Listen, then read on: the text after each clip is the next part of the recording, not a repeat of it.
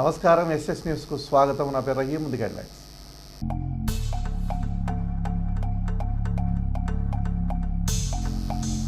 ఆత్మహత్య చేసుకున్న రైతులకు సంతాపం తెలిపిన శాసనసభ్యులు ప్రతిపాటి. భౌతికాయాలను సందర్శించిన టీడీపీ నాయకులు.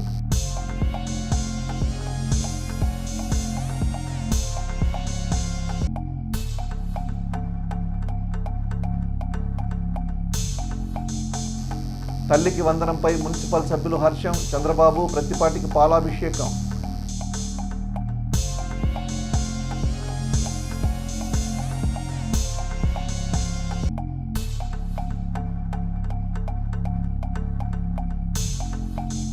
పసమరులో ఇమాం హుస్సేన్ మనవడి వలీమా.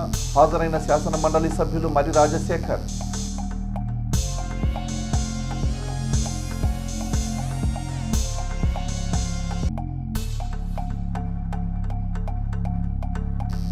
ధనలక్ష్మి స్పిన్నింగ్ మిల్లు కార్మికులకు నేరాలపై అవగాహన కల్పించిన రూరల్ సిఐ సుబ్బానాయుడు.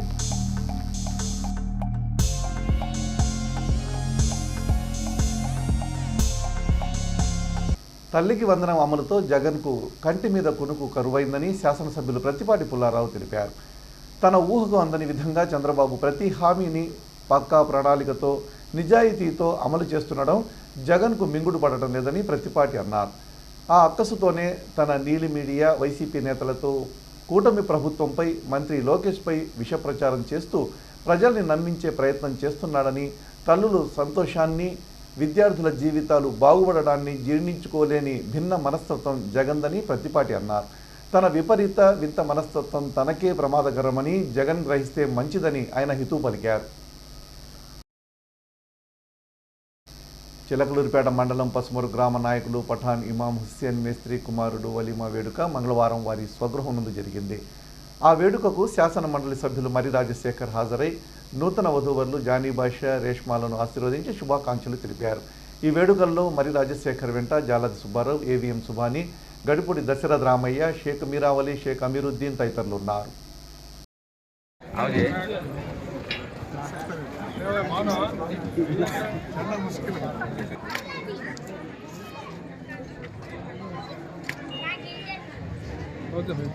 చిలకలూరుపేటలో ఇటీవల కూటమి ప్రభుత్వం అమలు చేసిన తల్లికి వందనం పథకం పేద కుటుంబాలకు ఎంతో సహాయంగా నిలిచిందని మున్సిపల్ చైర్మన్ షేక్ రఫానీ ప్రశంసించారు. ఈ పథకం విజయవంతంగా అమలు అవుతున్న నేపథ్యంలో మంగళవారం స్థానిక పురపాలక సంఘ కార్యాలయంలోని మైలవరపు గుండయ్య కౌన్సిల్ హాల్ నందు మంత్రి నారా చంద్రబాబు నాయుడు, స్థానిక ఎమ్మెల్యే మాజీ మంత్రివర్యులు ప్రతిపాటి పుల్లారావు చిత్రపటాలకు షేక్ రఫానీ కౌన్సిలర్లు కలిసి పాలాభిషేకం చేశారు. ఈ సందర్భంగా మున్సిపల్ చైర్మన్ షేక్ రఫానీ మాట్లాడుతూ తల్లికి వందనం పథకం ద్వారా ఇంకా ఎవరైనా లబ్ధిదారులు మిగిలి ఉన్నారా, రాని వాళ్ళు ఎవరైనా ఉంటే సచివాలయ సిబ్బంది ప్రతి ఒక్కరిని క్షుణ్ణంగా పరిశీలించాలని కోరారు. ఈ పథకం ద్వారా ప్రతి నిరుపేద కుటుంబానికి ఆర్థికంగా చేయూత లభించిందని, ఇది ప్రజలకు ఒక గొప్ప వరమని ఆయన అభివర్ణించారు. ఈ కార్యక్రమంలో రాష్ట్రంలోని అనేక కుటుంబాలకు ఆసరాగా నిలుస్తుందన్నారు. ముఖ్యమంత్రి చంద్రబాబు నాయుడు మరియు ఎమ్మెల్యే ప్రతిపాటి పుల్లారావు కృషి అభినందనీయమని పేర్కొన్నారు. ఈ కార్యక్రమంలో పాల్గొన్న కౌన్సిలర్లు కూడా పథకం ప్రాముఖ్యతను వివరించి కూటమి ప్రభుత్వం ప్రజల సంక్షేమం కోసం కట్టుబడి ఉందని పునరుద్ఘాటించారు. ఈ కార్యక్రమంలో కౌన్సిలర్లు బేరింగ్ మౌలాలి, కనమర్లపూడి తిరుమల, నసీమా బేగం, కూనల ప్రమీల, రాయని హరిత తదితరులు పాల్గొన్నారు. పథకం యొక్క ఈ లక్ష్యం ఏదైతే ప్రభుత్వ లక్ష్యం పనిచేస్తుందో దాన్ని ప్రజల్లోకి తీసుకెళ్లాల్సిన బాధ్యత కూడా మీకుంది. ఇకపోతే స్థానికంగా వచ్చేసరికి మన నాయకుడు, మన మాజీ మంత్రివర్యులు, గౌరవనీయులు శాసనసభ్యుల వారు నిరంతరం ప్రజల కోసం పనిచేస్తారు. ఈరోజు వారు ప్రధాని యొక్క సభ కోసం వైజాగ్లో ఉన్నారు. అందువల్ల మేము ఈ కార్యక్రమం ఏర్పాటు చేయడం జరిగింది. ఇక్కడ మీరందరూ గమనించాల్సిన విషయం ఏంటంటే ప్రతి ఒక్కరికి సహాయం చేయడంలో ఆయన ముందుంటారు. బహుశా ఆయన యొక్క జీవితమే ప్రజల కోసం చెప్పచ్చు. మరి వారు చెప్పిన మాట ఏమిటంటే మెప్మా వాళ్ళు ఈ యొక్క అడ్మిన్స్, ఎడ్యుకేషన్ సెక్రటరీస్ ఈ 2 రోజులు చొరవగా పనిచేసి ఎక్కడైనా అర్హులైన వాళ్ళకి రాకపోతే వాటిని రెక్టిఫై చేసి చేయించుకొని చెప్పారు. ఒక్కళ్ళకి కాదు, ఇంట్లో ఎంతమంది పిల్లలు ఉంటే అంతమంది పిల్లలకి తల్లుల అకౌంట్లలో 15,000 రూపాయలు 13,000 రూపాయలు జమ చేసి పిల్లలకి తల్లులకి విద్యా సంవత్సరం మొదలైన మొదటి రోజే తల్లుల అకౌంట్లలో తల్లికి వందనం పథకం ద్వారా డబ్బులు జమ చేయడం జరిగింది. మరి 67 కోట్ల మందికి రాష్ట్రంలో తల్లికి వందనం ద్వారా డబ్బులు జమ చేయడం జరిగింది. అంతేకాక మన చిలకలూరుపేట మున్సిపాలిటీ ద్వారా 11,99,838 మంది తల్లుల ఖాతాల్లో తల్లికి వందనం ద్వారా డబ్బులు జమ చేయడం జరిగింది. మాట ఇచ్చిన ప్రకారము చంద్రబాబు నాయుడు గారు కూటమి ప్రభుత్వం తల్లికి వందనం పథకం ఎంతమంది పిల్లలు ఉంటే అంతమంది పిల్లలకి తల్లుల అకౌంట్లలో డబ్బులు జమ చేయడం జరిగింది. ఇది పిల్లల భవిష్యత్తుకి, పిల్లల చదువుకి చాలా ఉపయోగకరంగా ఉంటుంది. అంతేకాకుండా రేపు ఆగస్టు 15 నుంచి ఉచిత బస్సు పథకం కూడా నెరవేరుస్తారు. సూపర్ 6 పథకాల్లో ఒక్కొక్కటి మన పెన్షన్ ఒకేసారి 4,000 రూపాయలు పెంచి మాట ఇచ్చిన ప్రకారం నిలబెట్టుకున్న ప్రభుత్వం కూటమి ప్రభుత్వం. దేశంలోనే ఇటువంటి ప్రభుత్వం ఉన్నదని నేను అనుకుంటున్నాను. మాట ఇచ్చిన ప్రకారం అన్ని పథకాలు నెరవేరుస్తుంది. జై చంద్రబాబు, జై ధనలక్ష్మి స్పిన్నింగ్ మిల్లు అవగాహన కార్యక్రమం నాదెండ్ల రూరల్ మండలం గణపవరం గ్రామంలోని ధనలక్ష్మి స్పిన్నింగ్ మిల్లులో 16వ తేదీన జరిగింది. జిల్లా ఎస్పీ ఆదేశాల మేరకు చిలకలూరుపేట రూరల్ సిఐ సుబ్బనాయుడు, నాదెండ్ల పోలీసులు ఈ కార్యక్రమంలో పాల్గొన్నారు. ముఖ్యంగా గంజాయి, మద్యం సేవించడం వల్ల కలిగే దుష్ప్రభావాలు, రోడ్డు భద్రత నియమాలు, పరిశ్రమల్లో తీసుకోవాల్సిన భద్రతా చర్యలు మరియు మహిళా సంబంధిత సమస్యలపై ప్రజలకు, కార్మికులకు అవగాహన కల్పించారు. ఈ కార్యక్రమంలో అసిస్ట్ సభ్యులు కూడా పాల్గొని సామాజిక కార్యక్రమాలు నిర్వహించారు. వైసీపీ అధినేత జగన్మోహన్ రెడ్డికి బిగ్ షాక్ తగిలింది. ఈ నెల 18న ఆయన సత్తెనపల్లిలో పర్యటించవలసి ఉంది. అయితే లా అండ్ ఆర్డర్ సమస్యల దృష్ట్యా అనుమతి లేదని పల్నాడు జిల్లా ఎస్పీ వెల్లడించారు. ఈ మేరకు పర్యటనకు సంబంధించిన వివరాలు ఇవ్వలేదని ఎస్పీ తెలిపారు. తాము అడిగిన పత్రాలు సమర్పిస్తే అనుమతిపై పరిశీలిస్తామన్నారు. గతంలో జరిగిన సంఘటనల దృష్ట్యా పర్యటనకు అనుమతి ఇవ్వడం వీలు పడదని ఎస్పీ స్పష్టం చేశారు. జరుగుతున్న నష్టాలు కూడా చూసి ఏం తెలియజేస్తున్నామంటే, మీ తాలూకా ప్రోగ్రామ్కి మేమైతే ఎటువంటి ఆటంకము లేదు, కానీ మేము ఇప్పుడు పేర్కొన్నటువంటి కండిషన్స్ ఏవైతే ఉన్నాయో దీనివల్ల వాళ్ళ రిక్వెస్ట్ని కన్సిడర్ చేయలేకపోతున్నాము. అయితే ఇప్పుడున్నటువంటి ఆ రోడ్డులోకి కాన్వాయ్తో పాటుగా, సెక్యూరిటీ కాన్వాయ్తో పాటుగా మరొక 3 వెహికల్స్ని, ఒక 100 మందిని అలౌ చేయడానికి మాకు ఎటువంటి అభ్యంతరం లేదు. ఆ విధంగా అయితే చేయగలుగుతాము. మీరు ఏదైతే రిక్విజిషన్లో హ్యూజ్ గ్యాదరింగ్స్ని మెన్షన్ చేస్తున్నారో, లేదు 30,000 అట్లాగా అంటున్నారో క్రౌడ్ని, ఆ విధంగా చేయాలి అని అనుకుంటే విలేజ్ అవుట్స్కట్స్లో ఎక్కడైనా కూడా ఓపెన్ ప్లేస్, ఎటువంటి ప్రాబ్లం లేకుండా పబ్లిక్ తాలూకు safety and security of the protectee సంబంధించి అన్ని చర్యలు తీసుకుని చేస్తే దానికి కూడా మాకు ఎటువంటి ఇబ్బంది లేదు. అలా చేయాలనుకున్నప్పుడు మాకు ఒక ఫ్రెష్ రిక్విజిషన్ ఇవ్వాల్సి ఉంటుంది. అలాగే ఇటువంటి లార్జ్ గ్యాదరింగ్స్ ఏమైనా ప్రోగ్రామ్ చేస్తున్నప్పుడు మినిమం 7 days ముందుగా మాకు ఈ పర్మిషన్ అప్లై చేయగలిగితే మేము కూడా మెన్ మొబిలైజేషన్ కానీ మిగతావన్నీ కూడా చేయాల్సి వస్తుంది. చాలా పెద్ద పెద్ద ప్రోగ్రామ్స్ ఇప్పుడు స్టేట్లో జరుగుతున్నాయి. ఈ ప్రోగ్రామ్స్ అన్నిటి దృష్ట్యా కూడా మెన్ని గ్యాదర్ చేయడం కూడా ఒక ఇబ్బందిగా ఉంటుంది. వాటిని కూడా గమనించి చేయాల్సిందిగా తెలియజేస్తున్నాం. సో ఈ ప్రోగ్రామ్ని సెక్యూరిటీ కాన్వాయ్, మరలా అది కాకుండా ఎడిషనల్గా 3 వెహికల్స్ని 100 మెంబర్స్ గ్యాదరింగ్తో అయితే ఎటువంటి ఇబ్బంది లేకుండా పీస్ఫుల్గా చక్కగా ప్రోగ్రామ్ జరిగే అవకాశం ఉంది. కాబట్టి ఆ విధంగా అయితే మేము అలౌ చేయగలుగుతామని తెలియజేస్తున్నాము. ఈ లార్జ్ గ్యాదరింగ్స్ అయితే వాడు అడిగిన రిక్వెస్ట్ని అయితే కన్సిడర్ చేయలేకపోతున్నామని కూడా తెలియజేయడం జరుగుతుంది. ఇది కాకుండా వేరే విధంగా ఏమైనా వస్తే మాత్రం చట్టపరంగా ఏవైతే ఉన్నాయో ఆ చర్యలన్నీ తీసుకోవడం జరుగుతుంది. అలాగే ఆర్గనైజర్స్ ఎవరైతే ఏవైనా ప్రపోజల్స్తో వస్తారో వాళ్ళు పూర్తి సమాచారాన్ని కలిగి ఉండాలి. ప్రోగ్రామ్ ఏంటి, ఎంతమంది వస్తారు, ఏ విధంగా వస్తారు, ఎన్ని వెహికల్స్తో ఉంటుంది, తర్వాత సెక్యూరిటీకి సంబంధించి కూడా ఒక పూర్తి అవగాహనతో ఉంటే దానికి సంబంధించి మేము ప్లాన్ చేయగలుగుతాము. పూర్తి వాళ్ళతో సహకరించి వాళ్ళతో కోఆర్డినేట్ చేసి ప్రోగ్రామ్స్ని ఎటువంటి ఇబ్బంది లేకుండా, ఎటువంటి శాంతి భద్రతల విఘాతం కూడా కలగకుండా చేయగలుగుతామని తెలియజేస్తున్నాం. Thank you. నాదెండ్ల, తూవాడు గ్రామాల్లో రైతులు ఆత్మహత్యలకు పాల్పడడం తీవ్ర బాధాకరమని స్థానిక శాసనసభ్యులు ప్రత్తిపాటి పుల్లారావు అన్నారు. నాదెండ్ల గ్రామానికి చెందిన నాసిం ఆదినారాయణ, తూబాడు వాసి తిరిగిపోయిన గోపాలరావులు మంగళవారం ఆత్మహత్యకు పాల్పడ్డారన్న వార్త విని ఆయన ఆవేదనకు గురయ్యారు. వారి మరణ వార్త తీవ్రంగా కలిచివేసిందన్నారు. వారు ప్రభుత్వ ఆదేశాలతో అంతర్జాతీయ యోగా దినోత్సవ నిర్వహణలో ఏర్పాట్లో ఉన్నందున మృతుల గ్రామాలకు వెళ్లి వారి కుటుంబ సభ్యులతో మాట్లాడాలని స్థానిక నాయకుల్ని ఆదేశించారు. ఈ నేపథ్యంలో పలువురు నాయకులు మంగళవారం మృతుల గృహాలకు వెళ్లి భౌతికాయానికి నివాళులర్పించి కుటుంబ సభ్యులకు ప్రత్తిపాటి తరపున సానుభూతి తెలిపారు. ఈ కార్యక్రమంలో నియోజకవర్గ సమన్వయకర్త నెల్లూరి సదాశివరావు, నాదెళ్ల మండల అధ్యక్షులు బండారుపల్లి సత్యనారాయణ, చిలకలూరుపేట రూరల్ మండలం అధ్యక్షులు జవ్వాజి మదన్ మోహన్, ఎడ్లపాడు మండల అధ్యక్షులు కామినేని సాయిబాబు, పలువురు గ్రామ నాయకులు, మండల నాయకులు పాల్గొన్నారు. పట్టణంలోని ఆర్యవైశ్య కళ్యాణ మండపంలో మంగళవారం ప్రముఖ వైద్యులు డాక్టర్ కొల్లా రామారావు ప్రథమ సంస్మరణ కార్యక్రమం జరిగింది. ఇందులో భాగంగా పలువురు ప్రముఖులు పాల్గొని ఆయన చిత్రపటానికి పూలమాలలు వేసి ఘనంగా నివాళులర్పించారు.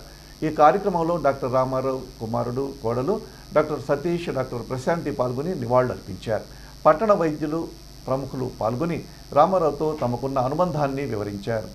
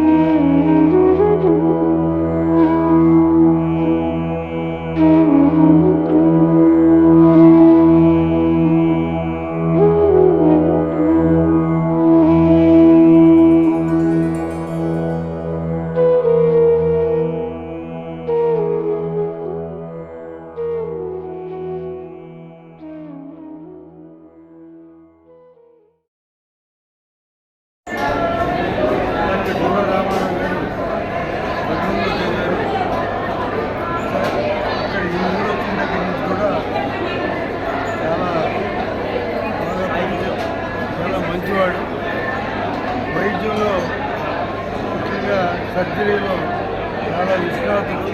ప్రాక్టికల్గా ఎక్కడ ఎవరికి ఏ అవసరం ఉన్నా కానీ వెళ్ళేవారు. ముఖ్యంగా పెద్దబ్బాయి గారు, రంగరామారావు గారు అంతా కూడా సర్జరీలో ఎక్కడ అవసరం ఉన్నా కానీ చాలా బాగా ఉపయోగపడేవారు. పట్టణంలోని పెన్షనర్స్ హాల్లో మంగళవారం పెన్షన్దారుల సమావేశం జరిగింది. ఇందులో భాగంగా లైఫ్ ఆక్యుపంక్చర్ సెంటర్ ఆధ్వర్యంలో ఆక్యుపంక్చర్ వైద్యంపై అవగాహన కార్యక్రమం జరిగింది. ఆక్యుపంక్చర్ థెరపిస్ట్ షేక్ సాదిక్ ఈ కార్యక్రమంలో పాల్గొని ఆక్యుపంక్చర్ వైద్యం యొక్క పూర్వ చరిత్ర, ఆక్యుపంక్చర్ పనిచేసే విధానం మరియు నొప్పుల నివారణ, రక్త ప్రసరణ మెరుగుదల, మెరుగైన జీర్ణక్రియ, మెరుగైన నిద్ర, బలమైన రోగ నిరోధక వ్యవస్థ, హార్మోన్ల సమతుల్యత, నరాల ఉపశమనం గురించి అవగాహన కల్పించారు. కార్యక్రమంలో పెన్షనర్స్ అసోసియేషన్ అధ్యక్ష కార్యదర్శులు మురళీధర్రావు, వెంకటప్పతో పాటు ట్రెజరర్ ఉమామహేశ్వరరావు, బిట్రా నాగేశ్వరరావు, లంకా ఆదినారాయణ రెడ్డి, చుక్కా విన్సెంట్ పాల్ తదితరులు పాల్గొన్నారు. కాబట్టి వీటి ఒక్కొక్క దానికి ఒక్కొక్క ప్రాధాన్యత ఉంది, ఒక్కొక్క ప్రత్యేకత ఉంది. కాబట్టి అన్ని వైద్య విధానాల మీద మనం దృష్టి పెట్టాల్సినటువంటి అవసరం ఎంతైనా ఉందనేసి ఈ సందర్భంగా తెలియజేస్తాం. అయితే మనకు ఉన్నటువంటి ఈరోజు topic what is acupuncture. Acupuncture అంటే ఏంటి? ఆక్యుపంక్చర్ అంటే మనకు మానవ శరీరం ఏదైతే ఉంటుందో, మానవ శరీరంలో ఉన్నటువంటి అవయవాలు ఏవైతే పనిచేస్తూ ఉన్నాయో, అంటే మానవుడు బ్రతికి ఉన్నాడు అంటే, జీవం ఉంది అంటే, సో దీనిలో ఉన్నటువంటి ఒక ఎనర్జీ అనేది, అంటే ఒక కీ అనేటువంటిది ప్రవహిస్తూ ఉంటుంది. ఆక్యుపంక్చర్ థియరీ ఏం చెప్తుంది అంటే, మనిషి అంటే మానవ శరీరంలో ఒక శక్తి అనేటువంటిది ప్రవహిస్తూ ఉంటుంది. దాన్ని మనం జనరల్గా ప్రాణం అంటాము, జీవం అంటాము, లేకపోతే సోల్ అని చెప్తా ఉంటాం. అదేవిధంగా అంటే మనిషి జీవించలేకపోతే ఈ శక్తి అనేది ఉండదు. అయితే ఈ శక్తి ప్రవహించేటువంటి ఒక రకరకాలైనటువంటి మార్గాలు ఉంటాయి.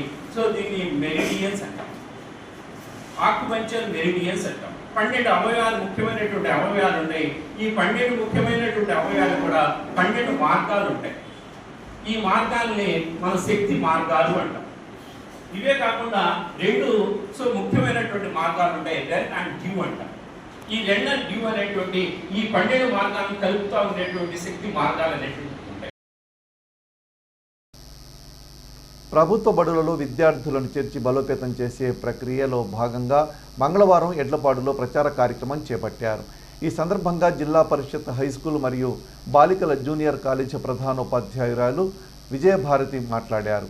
10వ తరగతి కృతార్థులైన బాలికలు ఎడ్లపాడు జిల్లా పరిషత్ హైస్కూల్ మరియు జూనియర్ కాలేజీలో ఇంటర్ ఇంగ్లీష్ మీడియంలో ఎంపీసీ అండ్ బైపీసీ గ్రూపులలో ఇంటర్ చదివే అవకాశాన్ని తల్లిదండ్రులు వినియోగించుకోవాలని తల్లిదండ్రులను కోరారు.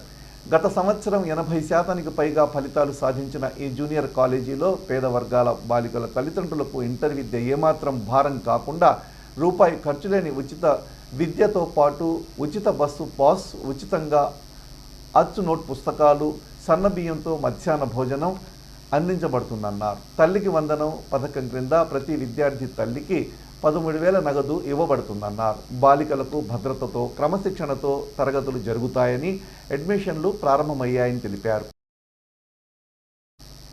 పట్టణంలోని నరసరావుపేట సెంటర్, కళ్యాణి సెంటర్లలో ఉన్న పోలీస్ అవుట్పోస్ట్ చుట్టూ ఏర్పాటు చేసిన ఫ్లెక్సీలను మరియు జాతీయ రహదారితో సహా వివిధ ప్రధాన కూడళ్లలో కార్నర్ పాయింట్స్లో ఏర్పాటు చేసిన ఫ్లెక్సీలను తొలగించాలని లోక్సత్తా పార్టీ రాష్ట్ర ఎగ్జిక్యూటివ్ మెంబర్ మాధవ్ భానుప్రసాద్ కోరారు. పట్టణంలోని వైఎస్ఆర్ కాలనీకి చెందిన ముక్కు పచ్చలారని 9 సంవత్సరాల చిన్నారి వెంకట శృతి రోడ్డు ప్రమాదంలో ప్రాణాలు కోల్పోవడం విచారకరమని ఆయన అన్నారు.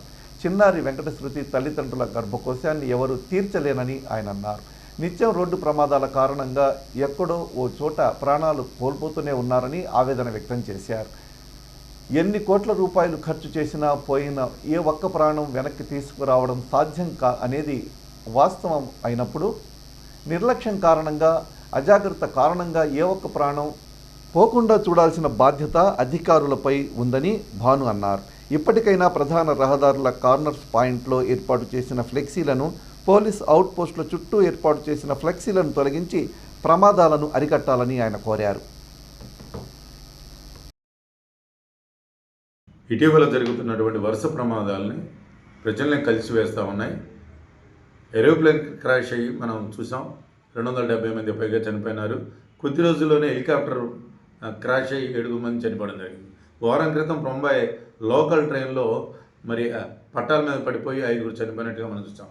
నిన్న మన చిలకలూరుపేటలో వైఎస్ఆర్ కాలనీ చెందినటువంటి వెంకట శృతి అనేటువంటి పసిపాప రోడ్డు ప్రమాదంలో చనిపోయినట్లుగా మనం చూస్తూ ఉన్నాం. ఇబ్బడిముబ్బడిగా ఈ రకంగా అమాయకులైనటువంటి ప్రాణాలు కోల్పోతూ ఉన్నారు. వీటికి కారణమైనటువంటి వాటిని, ఎందుకు ఈ ప్రమాదాలు జరుగుతున్నాయి, వీటి మీద సుదీర్ఘమైనటువంటి ఒక అధ్యయనం చేసి వాటిని నియంత్రించే ప్రయత్నం గట్టిగా చేయాలని కోరుతా ఉన్నాం. కొద్ది రోజుల నుంచి అధికారులు తనిఖీలు చేస్తూ ఉన్నారు, చాలా సంతోషం. అంత మాత్రం చాలు.